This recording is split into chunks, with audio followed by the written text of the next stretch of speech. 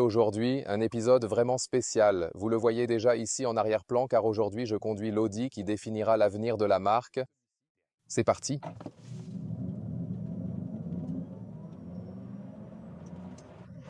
Oui, c'était environ de 0 à 85. Ça va bien. Donc on doit vérifier les timecodes pour voir à quelle vitesse c'était. Ici, la piste est complètement fermée et ce véhicule utilise la propulsion arrière. Et vous voyez déjà, la direction est très plaisante. J'ai un très bon ressenti. Ce n'est pas comme avec beaucoup de voitures électriques modernes, où l'on se sent comme en apesanteur, mais tu as un retour de la direction. Tu sais ce qui se passe sur la route. Oui, c'était déjà un petit avant-goût de ce que c'est de le conduire, et tout de suite on en aura encore beaucoup plus. Je suis Thomas, voici Autokefull. C'est parti avec l'Audi Concept C. Pour l'instant, il s'appelle encore comme ça, il va recevoir un nom unique. Et la calandre, c'était un peu le sujet principal en effet. J'étais moi aussi d'abord très choqué par cette calandre. Pour être tout à fait honnête, je l'aurais vraiment imaginée un peu plus petite. J'ai déjà réalisé un rendu moi-même, et ma suggestion personnelle serait de la raccourcir légèrement. Avec la plaque d'immatriculation, ça adoucit un peu la calandre, il faut le dire. Qu'en pensez-vous? C'est vraiment une voiture où Audi a véritablement pris en considération les retours des spectateurs, mais aussi des fans. Parce qu'il y a des éléments comme les véritables anneaux Audi que l'on peut vraiment toucher, ici fabriqués en aluminium, et nous avons de nouveau un design très sculptural, un design Bauhaus, donc un peu comme un retour aux sources chez Audi, et je trouve que ça fonctionne vraiment bien. Ce n'est vraiment pas un hasard d'ailleurs. Qu'il y ait une ressemblance avec la Jaguar Type 0. Je crois qu'elle s'appelait 00, mais quoi qu'il en soit, vous savez de quelle voiture je parle, car c'est le même designer qui a justement rejoint Audi maintenant. Cela signifie que cela a en quelque sorte une raison, un très très long capot en effet, et vous avez déjà vu les deux autres voitures en arrière-plan, car cette voiture ici, qui recevra son propre nom, est en quelque sorte un mélange de l'Audi TT, c'est ici la première génération originale, cette voiture spécifique, comme elle se présente ici, en argent, de l'an 2000. Et de l'autre côté, l'Audi R8. Nous l'avons aussi en première génération. La voiture spéciale, qui est ici, date de 2010 avec le moteur V8. Et en termes de longueur, il faut vraiment dire que le nouvel R vient maintenant après le R8.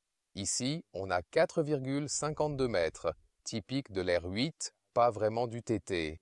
Au début, je pensais plutôt que cela irait vers le TT en raison de la Porsche 718. Ce sera cette coopération. Porsche fait un 718 électrique, Audi crée un mix électrique de TT et R8, devons-nous dire. Mais pour la longueur, c'est plutôt le R8 pour l'idée de conduite, etc. Et c'est ce que nous allons explorer aujourd'hui en détail. Pour des voitures que vous pouvez acheter, allez faire un tour chez Mivodo. Ouvrez déjà le site web, notre partenaire pour les meilleures offres de leasing, où toutes les plateformes sont regroupées. Je regarde aussi souvent. Donc, ouvrez-le dans la description et le commentaire épinglé. Et maintenant, continuons avec notre TTR8. Quelle estimation donneriez-vous pour le nom final de ce concept C lorsqu'il sortira en 2027? Dites-le dans les commentaires. Maintenant, quelques faits. Les lumières ici sont très fines et horizontales. Elles peuvent aussi bouger un peu. Et ici, ces ouvertures de refroidissement sont en vrai métal sur le côté. Tu peux vraiment bien l'entendre ici.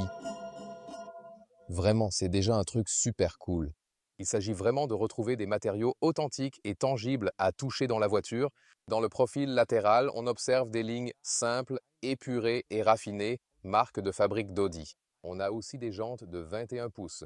Pour l'instant, c'est un châssis en acier. On verra si des amortisseurs adaptatifs seront ajoutés. Et il est actuellement encore un peu fermement amorti, je dirais, juste pour vous donner un aperçu. Et ici d'ailleurs, il y a de véritables anneaux Audi sur les jantes que l'on peut ajuster afin qu'ils restent bien droits à l'arrêt, par exemple. Vous pouvez les faire légèrement osciller.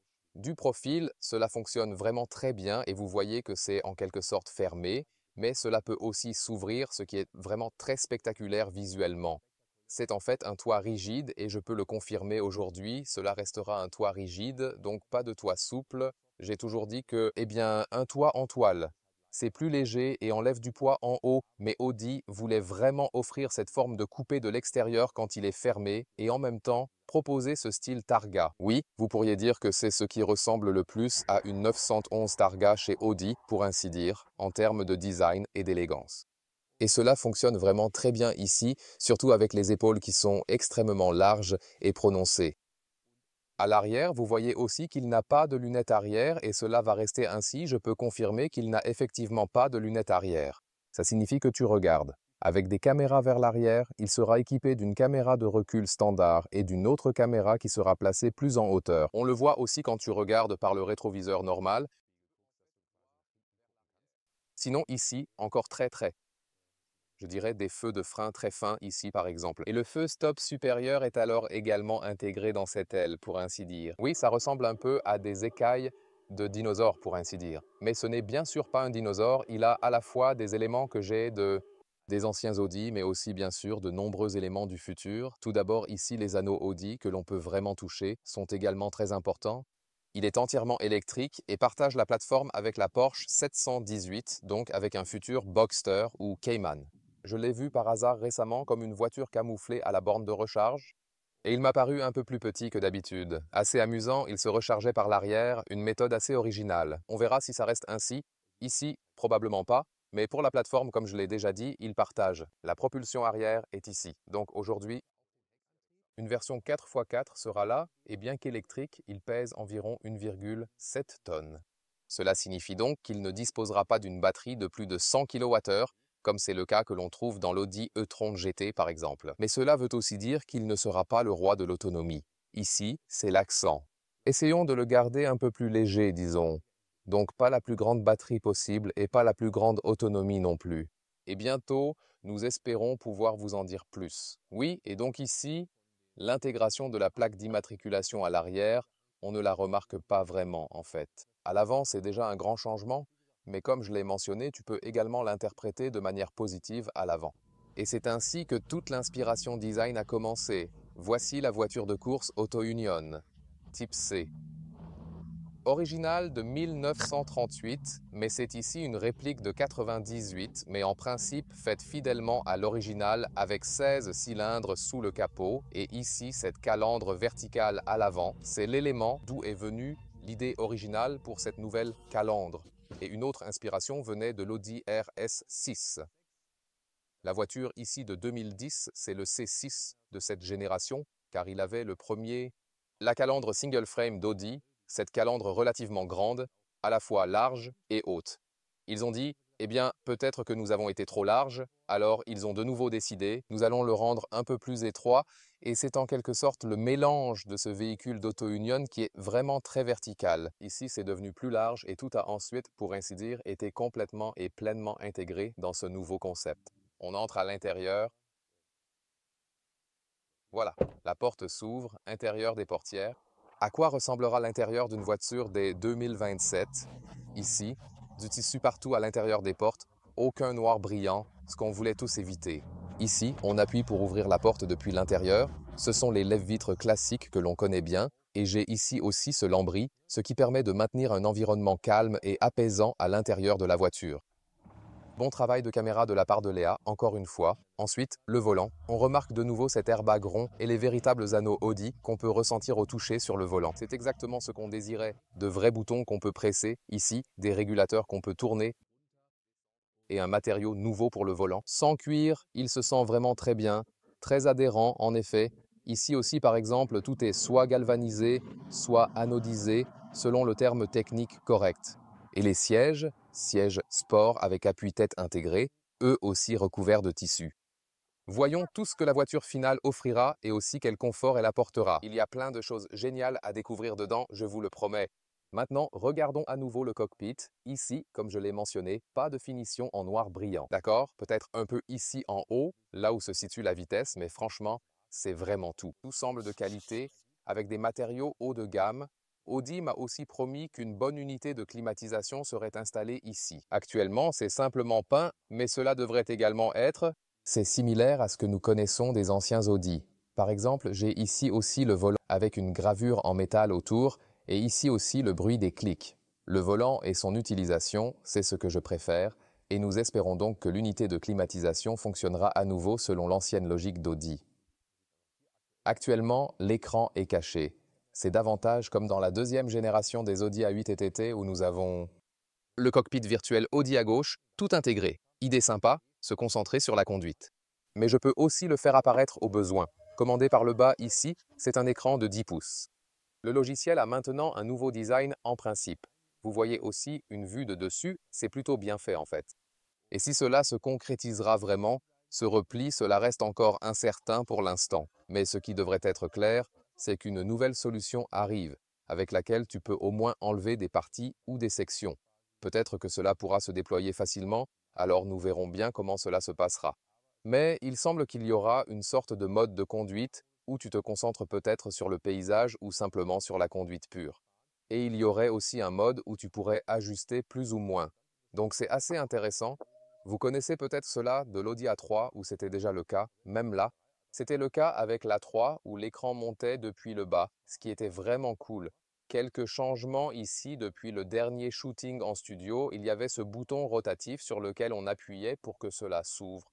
Maintenant, c'est un bouton de volume, ce qui est sympa. Vous savez, le passager ici, quand j'augmente le volume de la musique, il peut directement le redescendre un peu. Et en appuyant ici à gauche sur ce bouton, je peux ajouter quelques éléments ici. C'est aussi un son sympa, un peu comme un robot old school. Et ensuite, je peux quand même voir ici ce qu'il y a à l'intérieur en principe. Il existe sûrement des moyens pour améliorer le confort des sièges, car il n'égale vraiment pas mon S5. C'est déjà assez ferme, c'est bien sûr lié au concept initialement. Ils ne sont pas très confortables, donc je suis curieux des sièges finaux. Il faudrait espérer avoir un peu plus de hauteur de siège afin que ce soit encore mieux adapté au trajet un peu plus long. Sinon, il y a aussi la MG Cyberstar actuellement ici. Je ne rentre pas très bien dedans avec ma taille, parce que là, je regarde presque dehors. Et ici, ça va bien en fait. Donc la voiture n'est pas trop petite à l'intérieur. Là, tu vois encore que, en termes de dimension, il est plutôt R8 et moins TT. Cependant, l'extérieur et l'intérieur te rappellent vraiment beaucoup le DT. Et bien sûr, peut-être aussi la sensation de conduite. Ici, on a les instruments numériques. En haut, c'est la vitesse. Sinon, j'ai ici un compte-tours qui est en quelque sorte digital analogique. Ou bien oui, ce n'est dans ce cas pas le régime du moteur thermique, mais plutôt une sorte de sortie de puissance. Je peux également changer entre les différentes vues ici. Cela sera entièrement personnalisable. Que pensez-vous de ça? C'est parti avec l'Audi du futur. C'était peut-être à moitié ou aux trois quarts appuyé. On va pouvoir appuyer à fond tout de suite. Nous avons un circuit fermé et celui-ci est maintenant à propulsion arrière. Et vous voyez déjà que la direction est très agréable. J'ai un très bon ressenti. Ce n'est pas comme avec beaucoup de voitures électriques modernes où l'on a l'impression d'être dans le vide. Ici, on a un retour de la direction. Tu sais ce qui se passe sur la route. On a aussi une super route de montagne ici. Un paysage magnifique et il a vraiment une bonne accélération.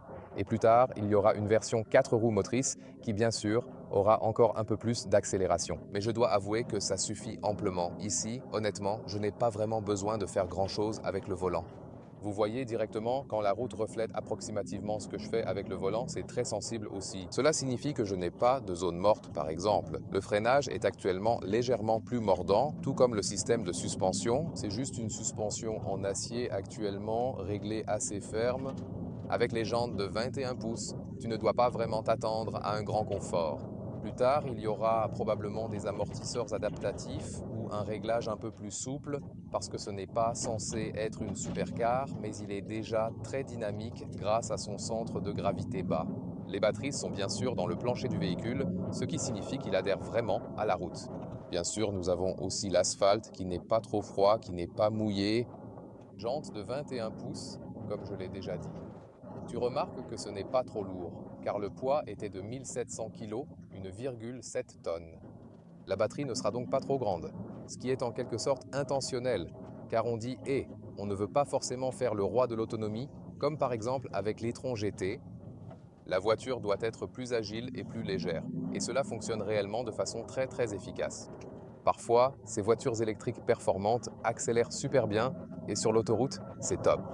Mais dès que tu les conduis dans de petits virages agiles, tu n'as plus de plaisir parce que tu te sens simplement mal. Et là, par exemple, aussi pour le passager. Mais ici, ça fonctionne vraiment bien, tu as encore du plaisir à conduire parce qu'il n'est pas trop lourd du tout. Et ici, nous avons maintenant un splendide morceau d'asphalte neuf et sec. On peut donc vraiment se permettre d'accélérer à fond. Et ensuite, vous pouvez observer l'accélération. On peut essayer d'imaginer ensemble combien il fait de 0 à 100. Je n'irai pas à 100, mais peut-être vers 70 à 90, un truc comme ça. On verra, allons-y.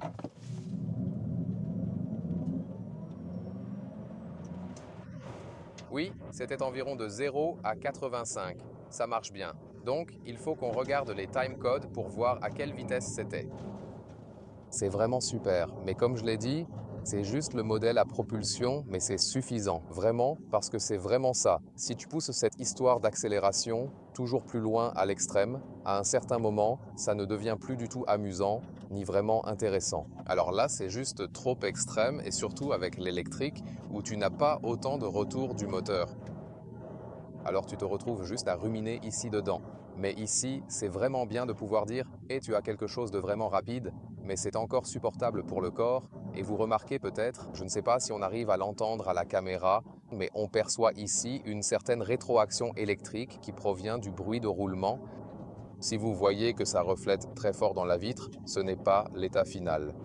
Oui, vraiment comme lors d'une épreuve spéciale de rallye en quelque sorte en plein jour. Et ce qui me frappe le plus, c'est à quel point la voiture est bien posée sur la route. Et là, on peut peut-être comprendre pourquoi on dit « hey, on le fait un peu plus grand qu'une TT pour avoir une allure un peu plus imposante ». C'était bien sûr également une décision liée au design global. Cependant, si la voiture est large, cela aide évidemment aussi à obtenir une traction vraiment excellente sur la route. Et peu importe que j'accélère ou que je freine, la voiture adhère vraiment bien à la route et c'est vraiment très amusant à conduire. C'était en fait l'une de mes principales préoccupations. Avec un roadster électrique, ce type de coupé sportif ou même les deux, ce qu'il est en quelque sorte. Est-il trop lourd? Reste-t-il amusant dans les virages serrés? Oui, absolument. Bien sûr, tu peux toujours dire si tu as un TT Essence ou un 718 Essence ou une Mazda MX-5 ou autre. Bien sûr, ce sont encore des voitures plus légères. En conduisant plus extrême, tu le remarquerais peut-être. Là, on veut rouler encore. Décapoté. On vient d'ouvrir la capote. Ce n'est pas une capote, c'est vraiment le toit rigide. Et voyons voir comment il se conduit en mode ouvert. C'est fou, tu sens tout de suite que tu n'as plus vraiment envie de rouler vite. D'un côté, tu te dis, je connais ça de mon S5 chez moi, le 6 cylindres ronronne, j'en ai un sans filtre à particules. Et quand tu enclenches le mode avec les clapets, le son est déjà vraiment impressionnant, mais ici, tu as une expérience qui est totalement différente et unique. Et nous sommes ici dans le Tyrol du Sud, un superbe paysage alpin, c'est aussi un de mes endroits préférés pour partir en vacances. Tu en profites vraiment à fond, tu observes le panorama des montagnes, les prairies verdoyantes, et c'est vraiment très plaisant. Regarde, Léa est là-bas, elle prend encore quelques photos de nous de dehors. Oui, cela ralentit vraiment. Et bien sûr, le son dans un cabriolet ouvert est aussi tout simplement génial. Le son manque d'un côté, mais de l'autre, ça t'apporte tellement plus d'avantages, car tu conduis vraiment de manière plus détendue et tu prends peut-être le temps de mieux apprécier le paysage. Tu entends un oiseau chanter ou autre. C'est tellement incroyable. Quand je le conduis fermé, je me dis « Waouh, je suis vraiment en train de pousser ses capacités sportives à fond ». Et l'ingénieur Audi à côté de moi dit alors « Oh Thomas, doucement, doucement, doucement, c'est le seul qu'on ait ».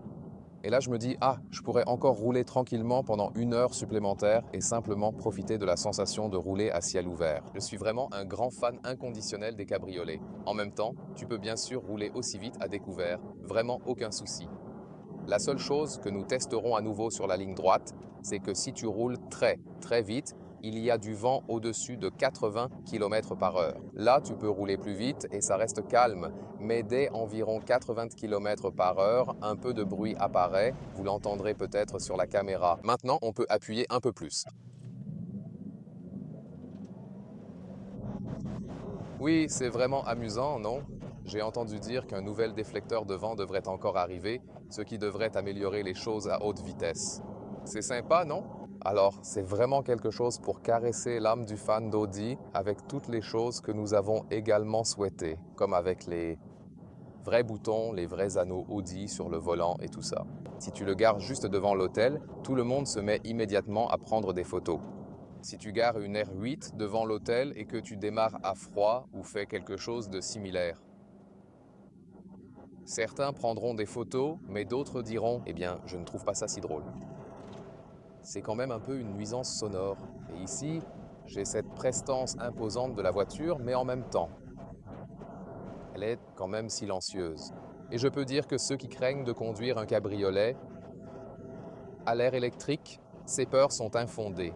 Certes, le bruit du moteur manque, mais on en profite autrement, de manière tout aussi agréable et satisfaisante, découvrant de nouvelles sensations. Je l'ai aussi car je viens à l'origine de la faction des deux roues, étant donné que j'ai pu commencer avec ça bien avant même d'avoir le permis grâce à ma passion pour le motocross.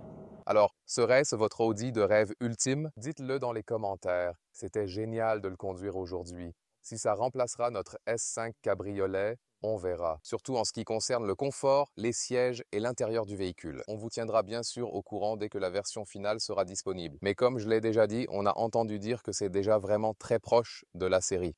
Et bien sûr, nous avons aussi plus de contenu Audi ici.